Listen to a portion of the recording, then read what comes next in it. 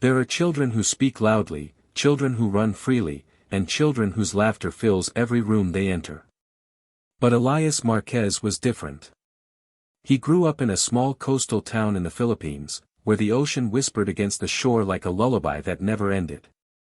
Elias rarely spoke more than a few words, yet his silence was never empty. It carried weight, softness, and a kind of hidden sadness that only a few ever noticed. His mother, Amara, felt it every day. She had raised him alone since the night the sea took his father away during a sudden storm. Elias was too young to understand what death meant, but he felt the loneliness that followed. It lingered around him like an invisible fog, shaping the quiet boy he became. Their home was small, a single room, wooden walls, and a window that opened toward the water. Every morning, Amara woke before sunrise, tying her hair back as she prepared for another long day selling fish at the market. Elias, still a child, would watch her leave with tired eyes that were far older than his age. It was during those moments of early dawn, when the world felt softer and slower, that he discovered something that would change his life. An old violin. It belonged to his father, a man he barely remembered but longed for every day. The wood was worn, the strings old, but the moment Elias touched it, something stirred inside him. A feeling he couldn't explain. A warmth that felt like coming home. He began playing in secret at first, hiding behind the window where the wind carried his sound away. He made mistakes. Many. But every note, even the broken ones, seemed to pull a little sadness out of him. Over time, the violin became more than an instrument. It became his voice. His refuge. His silent prayer. Neighbors often said they heard music drifting through the air, soft and fragile like a child's heartbeat. Most didn't know where it came from. But Amara did. Every night, exhausted yet hopeful, she paused outside their door. Listening to her son pour his soul into the world, one trembling note at a time. Years passed, and Elias grew into a quiet young man whose world was still shaped by the same small coastline and the same old violin. His life was simple, school, chores, and music. But in his heart, he carried something far bigger than his surroundings. Every evening, he played by the shore, letting the breeze carry his melodies to anyone who happened to pass. Children sometimes stopped to listen. Fishermen paused while folding their nets. Tourists recorded short clips, mesmerized by the boy who played as if his soul lived inside the strings. One evening, a group of college students visiting from Manila stopped near him. They were touched, some even teared up, because the way Elias played "Nearer, My God," to the felt like a prayer carried by the waves. One of them recorded him, not with the intention of making him famous, but simply because the moment felt too beautiful to keep for themselves. But beauty has its own way of traveling far. Within days, the video spread across social media. It reached strangers who sat alone in their rooms, nurses working night shifts, overseas Filipinos missing their families, and people grieving quiet battles they never talked about. Something in Elias's playing touched them, reminded them of loss, hope, and forgiveness all at once. Then came the message. A short email. Simple words. But enough to change everything. He had been invited to audition for America's Got Talent. At first, he thought it was a mistake. A scam. A dream he would eventually wake from. But Amara held the letter with trembling hands, and for the first time in years, Elias saw tears fall from her eyes, not from exhaustion, but from pride. A short email. Simple words. But enough to change everything. He had been invited to audition for America's Got Talent. At first, he thought it was a mistake. A scam. A dream he would eventually wake from. But Amara held the letter with trembling hands, and for the first time in years, Elias saw tears fall from her eyes, not from exhaustion, but from pride. The days that followed were filled with preparations neither of them ever imagined making: passport applications, borrowed luggage, a community quietly collecting what little they could to help. When Elias stepped onto the airplane, he carried only two things: his father's old violin, and a hope far larger than his small fishing town.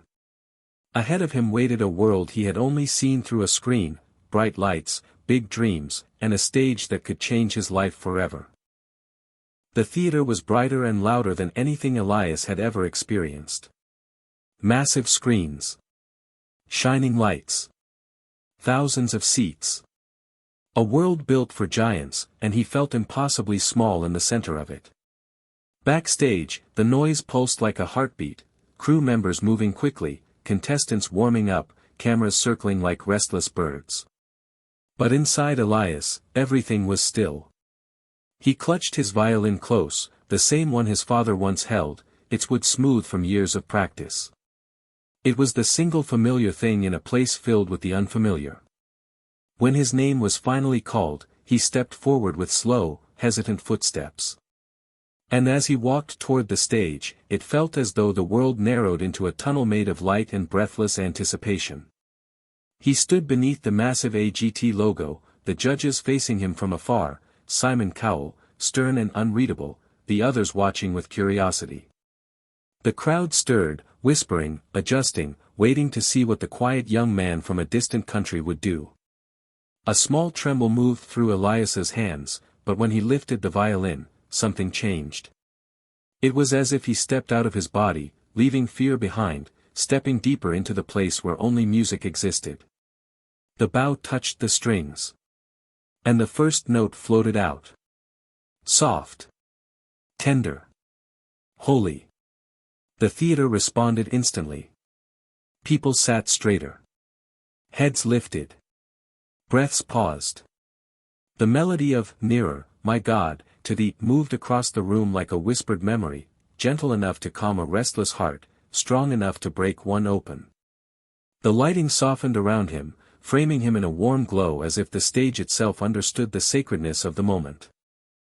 Even from far away, faces changed, eyes softened, lips trembled, shoulders loosened. Then something unexpected happened. Simon Cowell, a man known for his sharpness and control, lowered his gaze. His face shifted with emotions he rarely let anyone see. The music touched places inside him that had long been locked away, places shaped by loss, regret, love, and the fragile threads of memory. Elias didn't know any of this. He simply played, letting every note carry his heart into the room.